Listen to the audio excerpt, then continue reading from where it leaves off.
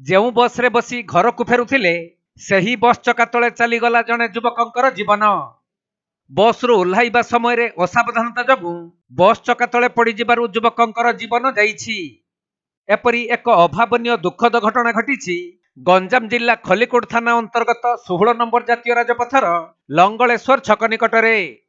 ମିଳିଥିବା ସୂଚନା ଅନୁଯାୟୀ ବାକୁଟୁ ଗାଁର ବିଶ୍ୱଜିତ ଶତପଥୀ ନାମକ ଜଣେ ଯୁବକ ନମସ୍କାର ନାମକ ଏକ ଘରୋଇ ବସ୍ରେ ଭୁବନେଶ୍ୱରରୁ ନିଜ ଗାଁକୁ ଫେରୁଥିଲେ, ଯାହାକି ସେ ଲଙ୍ଗଳେଶ୍ୱର ଛକରେ ଓହ୍ଲାଇବାକୁ ଥିବା ବେଳେ ମାତ୍ର କିଛି ସମୟ ପରେ ନିଜ ଘରେ ପହଞ୍ଚି ଯାଇଥାନ୍ତେ।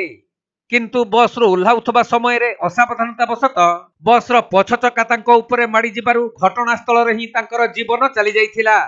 ପରେ ପୁଲିସ ପହଞ୍ଚି ଯୁବକଙ୍କର ମୃତଦେହକୁ ଉଦ୍ଧାର କରି ଖଲିକୋଟ ମେଡିକାଲକୁ ପଠାଇବା ସହ ତାଙ୍କ ପରିବାର ଲୋକଙ୍କୁ ଖବର ଦେଇଛନ୍ତି।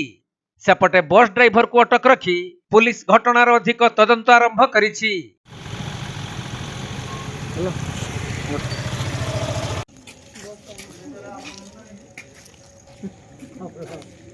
ଗଞ୍ଜାମ ଜିଲ୍ଲାରୁ ଅଜିତ କୁମାର ପଟ୍ଟନାୟକଙ୍କ ରିପୋର୍ଟ, କୋଣାର୍କ ଲାଇଭ୍।